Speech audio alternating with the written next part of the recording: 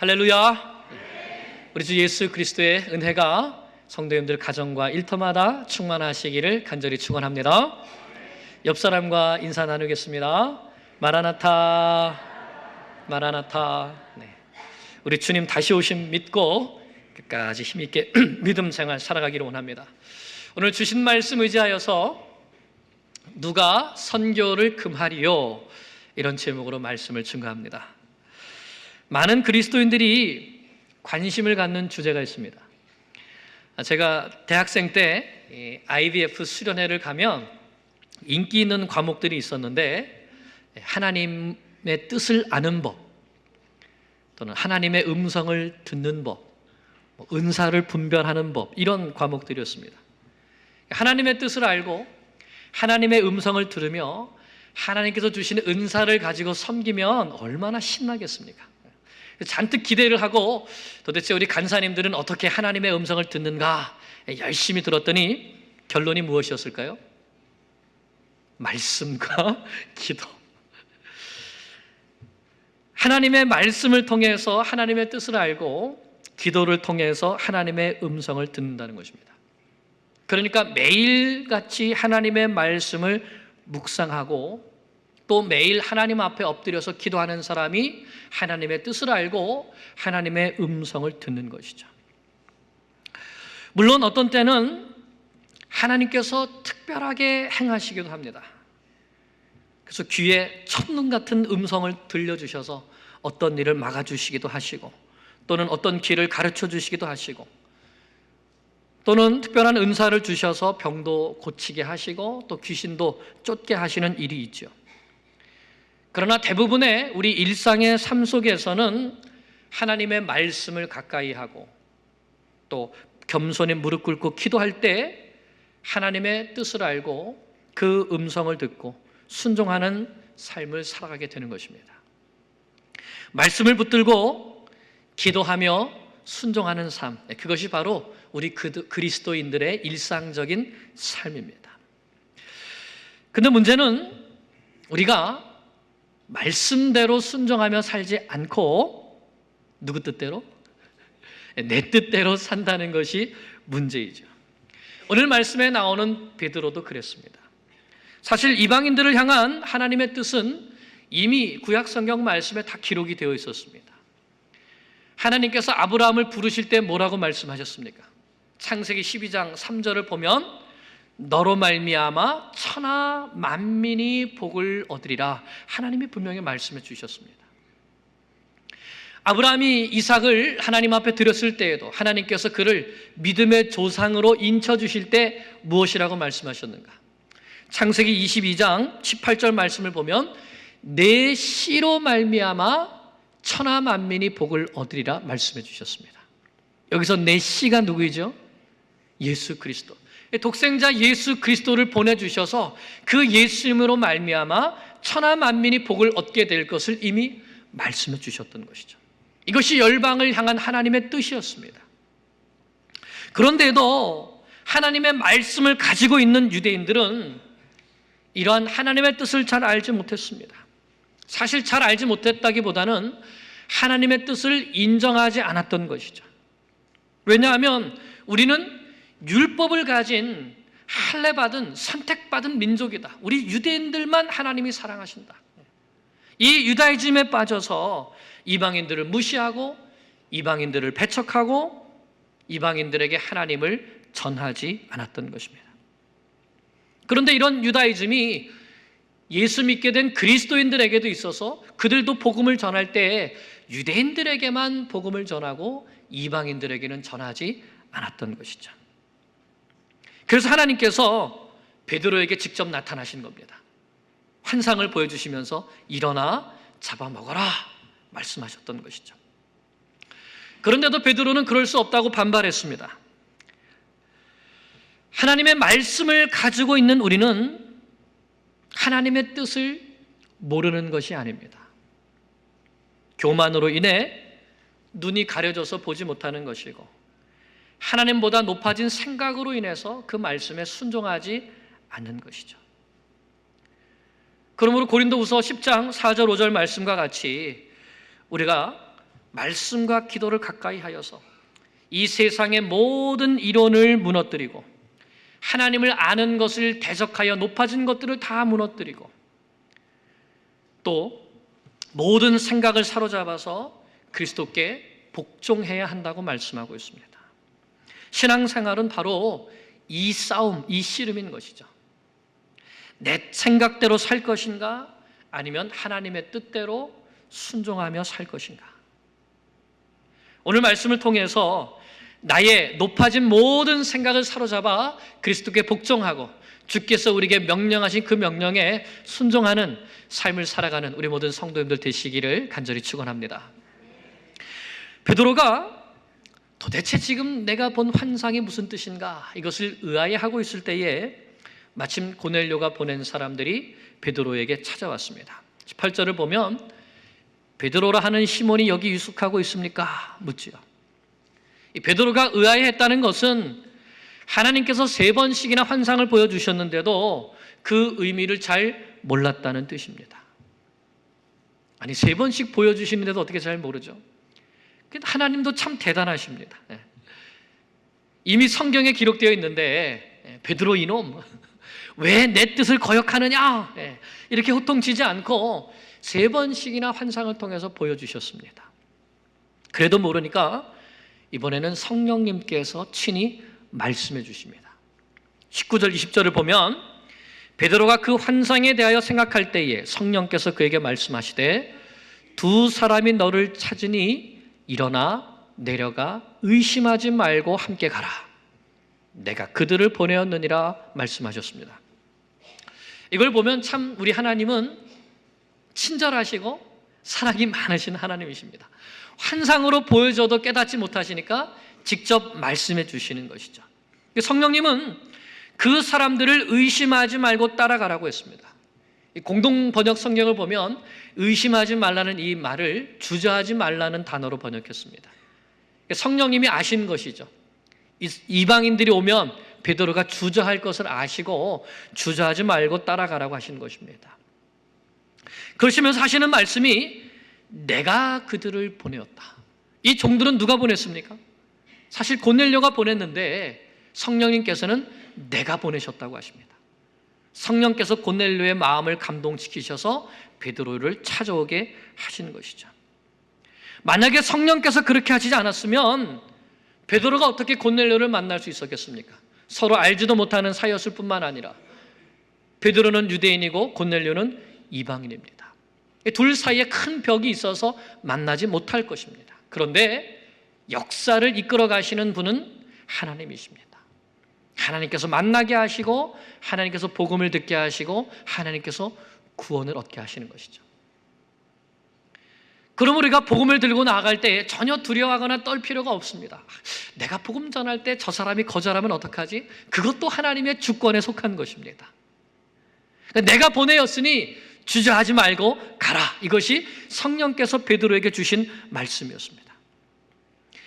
그때 고넬료가 보낸 사람들이 베드로에게 말을 합니다. 22절 그들이 대답하되 백부장 고넬료는 의인이요 하나님을 경외하는 사람이라 유대 온 족속이 칭찬하더니 그가 거룩한 천사의 지시를 받아 당신을 그 집으로 청하여 말을 들으려 하느니라.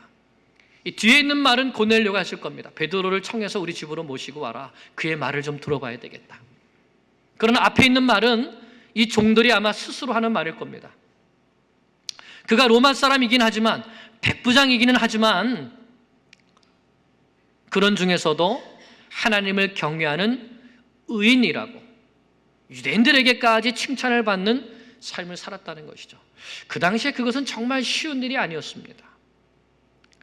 어떤 사람은 직업 때문에 신앙생활하기 힘들다. 하나님이 내가 이런 것 아실 거다 이렇게 말씀하시는 분들이 간혹 있어요. 고넬료도 그게 쉽지 않았지만 그 가운데서 하나님을 경외하였고 사람들에게 의인이라고 칭송받았습니다. 자기 종들에게도 그랬고 같은 동료들에게도 그랬고 그리고 심지어는 유대인들에게까지 그러한 칭찬을 받은 것이죠. 우리 그리스도인들도 이와 같은 칭찬을 받아야 됩니다. 첫째는 가정에서 받아야 되겠죠. 우리 자녀들이 우리 엄마 아빠는 정말 예수님을 닮고 예수님을 따라가는 예수님의 제자야. 의로운 분이야, 하나님을 경외하는 분이야, 이런 칭찬을 받아야 되겠죠. 우리 직장에서도 일터에서도 정말로 저분은 하나님을 사랑하며 예수님을 닮은 예수님 같은 사람이야, 이런 칭찬을 들어야 되지 않겠습니까? 고넬료는 로마 사람이면서도 하나님을 경외하며 이런 칭찬을 받고 있었습니다. 그럴 때 그와 같은 그의 모습이 하나님 앞에 연락되었고, 하나님께서는 그를 받으시고 그에게 구원 얻는 믿음을 주시고자 이방인에게 복음을 전하는 포문을 여시는데 그 문을 여시는 도구로 이 고넬료를 사용해 주신 것입니다. 그래서 베드로는 그들을 맞아들이고 이튿날 그들과 함께 고넬료의 집으로 찾아갑니다. 베드로가 고넬료의 집에 들어갈 때 어떤 일이 벌어지는가? 24절 25절입니다. 이튿날 가이사랴에 들어가니 고넬료가 그의 친척과 가까운 친구들을 모아 기다리더니 마침 베드로가 들어올 때 고넬료가 맞아 발 앞에 엎드려 절하되. 고넬료가 베드로를 맞이하는데 어떤 자세로 맞이하죠? 베드로가 딱 들어오니까 달려가서 그 앞에 엎드려서 절을 하는 겁니다. 로마 장교가 마치 자기 로마 황제를 맞이하듯이 그렇게 지금 베드로를 맞이하고 있는 것입니다. 왜 그랬을까요? 이 베드로가 하나님께서 보내신 하나님의 종이었기 때문에 마치 하나님을 영접하듯이 그렇게 베드로를 영접한 것이죠. 그래서 베드로는 이 고넬료를 이렇게 세우면서 이렇게 말하죠. 일어나라, 나도 사람이라. 베드로도 고넬료가 이방인이지만 무시하지 않고 겸손하게 사용합니다. 나에게 이렇게 엎드려 절하지 말아라, 나도 사람이다. 이 말은 무슨 뜻입니까? 우리의 유일한 경배와 엎드려 절하는 것, 이 찬송을 받으실 분은 오직 하나님 한 분뿐이라는 것입니다.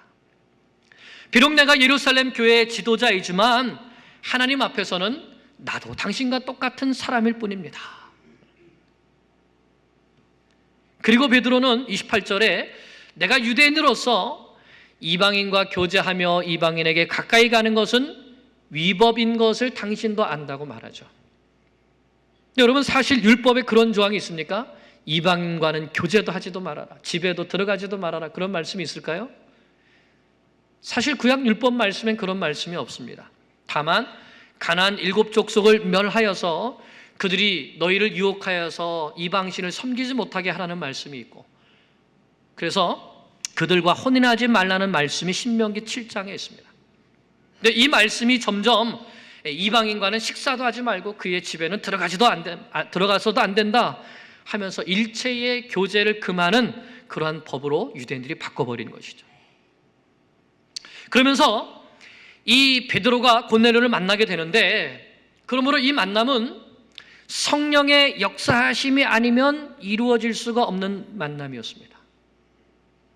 성령께서 강력하게 개입하셨기 때문에 서로 만나게 되었고 서로가 서로를 영접할 수 있게 된 것이죠. 고넬료도 베드로를 영접하고 베드로도 고넬료를 받아준 것입니다.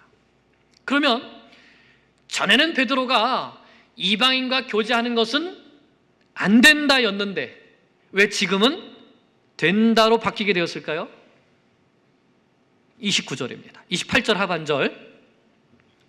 하나님께서 내게 지시하사 아무도 속되다 하거나 깨끗하지 않다 하지 말라. 아무도 속되다 하거나 깨끗하지 않다 하지 말라. 하나님께서 직접 지시해 주셨기 때문입니다. 처음 환상을 볼 때는 베드로도 자기 안에 있는 강한 유다이즘 때문에 거부했지만 하나님께서 분명히 지시해 주시니까 네, 하나님 알겠습니다, 순종하겠습니다, 이렇게 이방인과 교제하기 위해 달려왔다는 것입니다. 하나님께서 하라고 하시고 또 하나님께서 친히 하시려고 하시는 일인데, 이것이 하나님의 소원인데 내가 어떻게 그것을 막을 수 있겠습니까? 율법보다 앞서시는 분이 하나님이시고 성령님이신 것을 이제 분명히 깨닫게 되었다고 고백한 것입니다. 아마 하나님께서 이렇게 지시해 주시지 않았다면 베드로는 끝까지 율법을 주장하면서 이방인에게는 복음을 전할 수 없다고 했을지도 모릅니다. 그런데 하나님께서 직접 베드로를 찾아오셔서 이방인에게 복음의 말씀을 전하게 하시면서 복음의 삶이 무엇인가를 가르쳐 주신 것이죠. 복음은 모든 인종적이고 민족적인 벽을 허물고 모든 나라, 모든 민족, 모든 사람이 들어야 할 생명의 말씀인 것을 직접 가르쳐 주신 것입니다. 그래서 이때부터 베드로에게는 이방인에 대한 자유함이 생겼습니다. 이방인을 만나는 것에 대한, 그들에게 복음을 전하는 것에 대한 자유함이 생겼습니다. 비록 그 뒤에도 유대인들이 볼 때 유대인들이 나를 어떻게 생각할까 해서 또 잠시 피하는 그런 모습도 있지만 이때 마음의 문이 열리게 된 것이죠. 복음 안에서 율법에 순종하는 사람이 아니라 하나님의 말씀에 순종해야 함을 새롭게 깨닫고 자유함을 가지고 순종하게 된 것입니다. 그러므로 복음에 순종하는 사람은 우리가 어떤 일을 행하게 될 때에 이 일이 우리 교회의 전통이나 또는 어떤 관습에 어긋나는가 아닌가 이것을 따지는 것이 아니라 이것이 하나님의 뜻에 합당한가 아닌가 이것을 살펴야 하는 것이죠. 그리고 사람을 기쁘게 하는 것이 아니라 하나님을 기쁘시게 하는 결정을 해야 합니다. 우리가 그리스도의 제자로 살 때에 모든 사람을 다 만족시키면서 살 수가 없습니다. 복음을 위하여 살 때에 복음을 대항하며 비판하는 사람도 있게 되는 것이죠. 그럴 때마다 우리는 나는 하나님의 뜻을 따르고 있는가 이것을 중심으로 생각하고 말씀과 기도를 통해서 하나님의 뜻을 분별하고 그 뜻에 순종해 가는 삶을 살아야 하는 것입니다. 그러면 하나님께서 역사하십니다. 모든 유대인들이 이방인과 교제하는 것을 금했지만 베드로가 하나님의 말씀에 순종해서 이방인 고넬료의 집에 갔을 때에 하나님께서 이미 그 집 가운데 역사하고 계셨던 것이죠. 우리가 하나님의 말씀에 순종해서 복음의 말씀을 들고 갈 때에 그곳이 어디든지 하나님께서 이미 그곳 가운데 역사하시기를 시작하시는 분이십니다. 왜냐하면 이 복음은 하나님의 복음이기 때문인 것이죠. 하나님은 온 세상 만민이 복음을 듣고 생명을 얻기를 지금도 간절히 바라고 계십니다. 문제는 누가 이 말씀에 순종해서 갈 것인가 하는 것입니다. 베드로가 성령의 지시하심에 순종해서 이방인에게 갔을 때에 고넬료의 집이 어땠습니까? 고넬료가 자기의 모든 식구들과 또 자기의 친지들과 자기의 친구들을 다 모아놓고 기다리고 있었습니다. 하나님께서 베드로를 통해서 무슨 말씀을 주시려고 하는지 기대감에 기다리고 있었습니다. 세상에는 이렇게 하나님 말씀 듣기를 기대하면서 기다리는 사람들이 있습니다. 33절을 보십시오. 내가 곧 당신에게 사람을 보내었는데 오셨으니 잘하셨습니다. 여기에 참 잘 오셨습니다. 당신이 유대인이고 내가 이방인이지만 하나님의 보내심을 따라 여기 오시길 참 잘하셨습니다. 그리고 뭐라고 하지요? 이제 우리는 주께서 당신에게 명한 모든 것을 듣고자 하여 다 하나님 앞에 있나이다. 지금 사실 누구 앞에 있습니까? 그들 앞에 누가 있습니까? 베드로가 있죠. 베드로가 있는데 지금 누구 앞에 있다고 말합니까? 우리는 다 지금 하나님 앞에 있습니다. 이 말씀은 베드로가 하는 말을 하나님의 말씀으로 받겠다는 것입니다. 여러분 얼마나 훌륭한 자세입니까? 여러분 말씀을 들을 때 이와 같은 마음을 가지고 계십니까? 목사님이 설교하지만 하나님의 말씀으로 듣겠습니다 이런 자세가 있습니까? 지금 고넬료가 그런 것이죠. 고넬료뿐만 아니라 우리가 복음의 말씀을 들고 나아갈 때에 그렇게 하나님께서 심령 속에 역사하셔서 하나님의 말씀으로 받아들이는 사람들이 반드시 있다는 것입니다. 그러므로 우리는 두려워하지 말고 의심하지 말고 주저하지 말고 복음을 들고 나아가야 하는 것입니다. 성령께서 이 모든 환경을 만들어 놓으시고 베드로를 부르신 것입니다. 그래서 우리가 믿어야 되는 것은 이것입니다. 일하시는 분은 하나님이시다. 우리는 단지 그 명령에 순종해서 가기만 하면 된다. 이것이죠. 해마다 저희 교회에서 단기 선교팀들을 이렇게 꾸려서 말씀과 기도로 준비하면서 선교를 갑니다. 그런데 가만히 보면 우리 청년들이나 학생들은 가는 사람들이 계속 바뀌어요. 올해는 이 청년이 갔다가 또 계속 가는 청년도 있고 새롭게 오는 청년들도 있고 참 뭔가 좀 이렇게 다이나믹한데, 작년 이 어르신들을 가만히 보면 거의 가시는 분들이 가요. 제가 좀 같이 가시죠 이렇게 말씀드려도 그냥 뭐 별로 생각이 없으신지 제가 한번 생각해 봤어요. 작년부 우리 어른들은 왜 선교 가자고 하시면 잘 안 가실까? 그래서 이런 이유가 아닐까, 제가 한 가지 이유를 한번 생각했습니다. 뭐냐 하면, 내가 이 나이에 가서 도움이 될까? 이런 생각하시는 거예요. 웃으시는 분들은 그런 거예요. 그리고 또 어떤 마음이 있냐 하면, 야, 내가 나이도 많은데 또 청년들처럼 빨리빨리 움직이지도 못하는데 가고 싶은 마음은 있지만 내가 이거 같이 갔다가 혹시 이 선교팀의 짐이 되는 게 아닌가? 또 끄덕이시는 분들이 또 있어요. 그런데 막상 선교지에 가보면 청년들이 해야 될 일이 있지만 어른들이 해야 될 일도 있습니다. 예를 들자면 우리 인디언 선교를 보면, 지난번에 우리 그 실버 미션 선교할 때에 선교 다녀오신 그 목사님이 강의하시는데 이런 말씀을 하셔요. 그 인디언 선교를 하다 보면 청년들이 가면 주로 누구를 대상으로 할까요? 주로 아이들을 대상으로 할 수밖에 없어요. 그런데 어른들이 가면 누구를 대상할까요?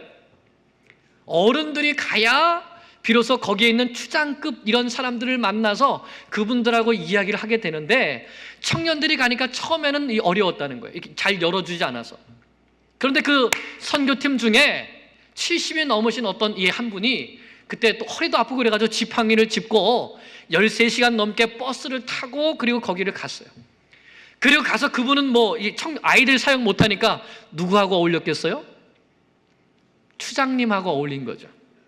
그래서 이분이 추장님의 마음을 얻은 거예요. 같이 이야기하고 같이 이게 섬겨주고 그러다가, 그래서 이제 어떻게 됐냐면 추장님이 다음부터 이 선교팀 계속 우리 부족에게 와줘 좋다, 이런 허락이 떨어진 겁니다.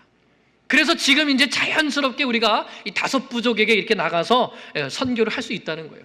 그러니까 청년들이 할 수 있는 일이 있고 어른들이 할 수 있는 일이 있습니다. 그러니까 어른들이 필요한 것이죠. 우리 니카라과 선교도 보면 우리 청년들은 가면 성경학교 아주 열심히 합니다. 100명, 200명 아이들이 모이죠.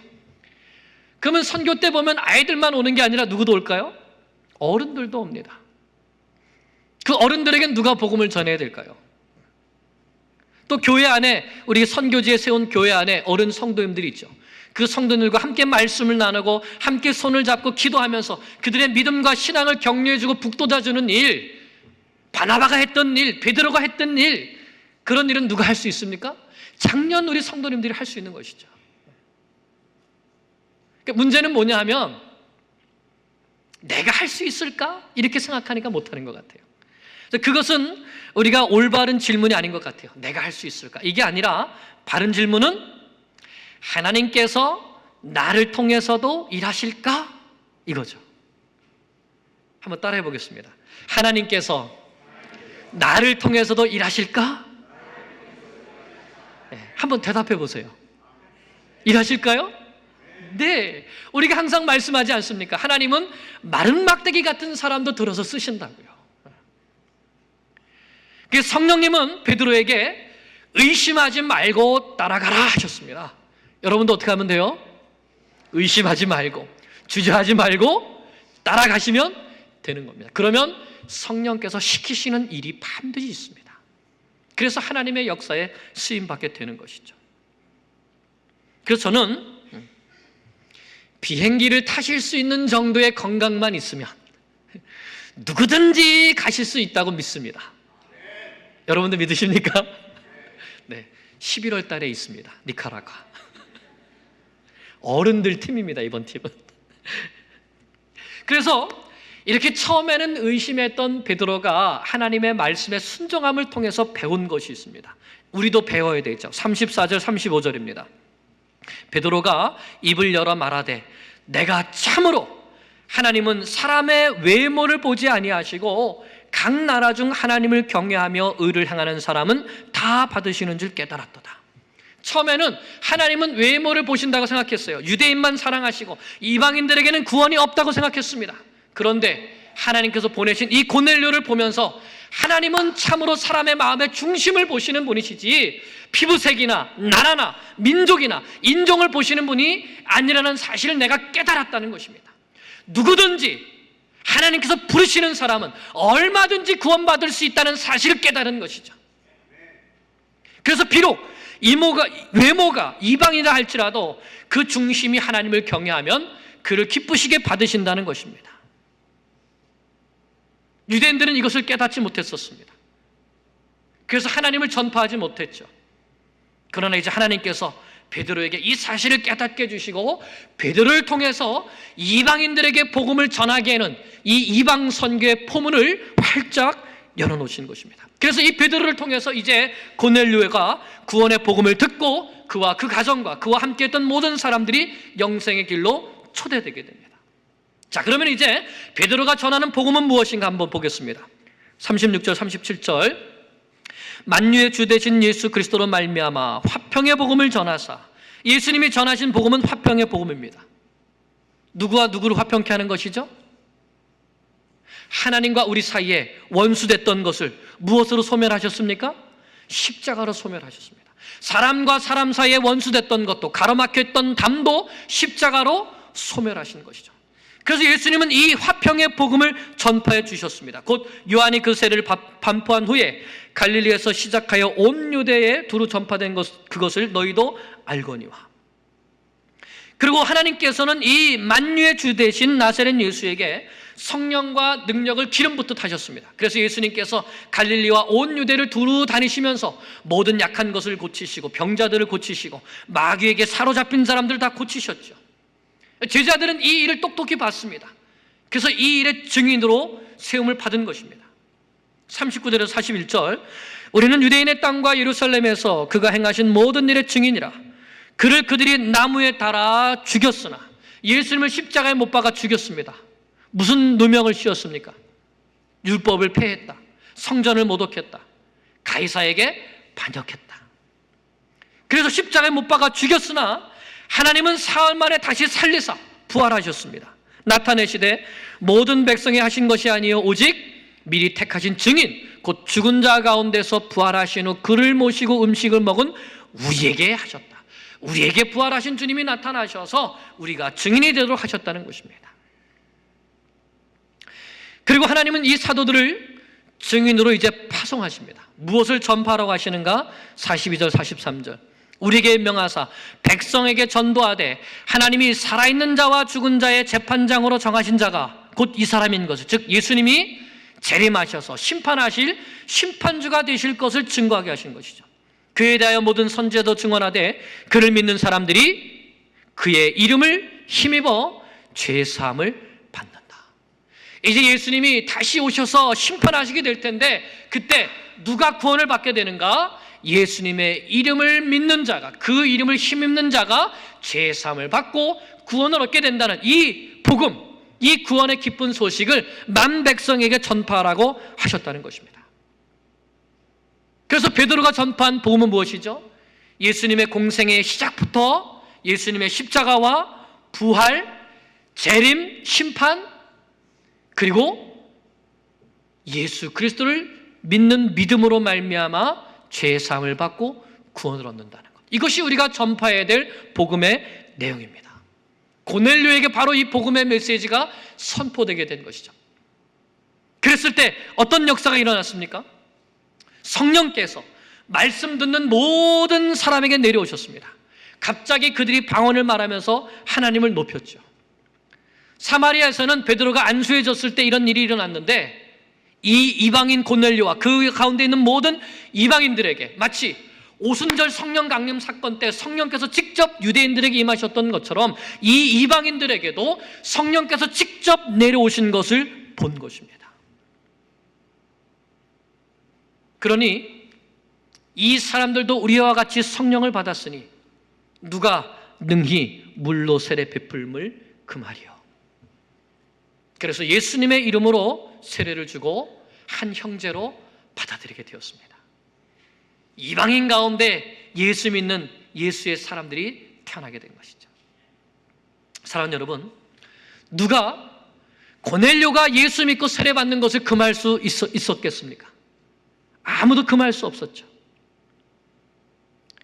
왜냐하면 하나님께서 원하시기 때문입니다.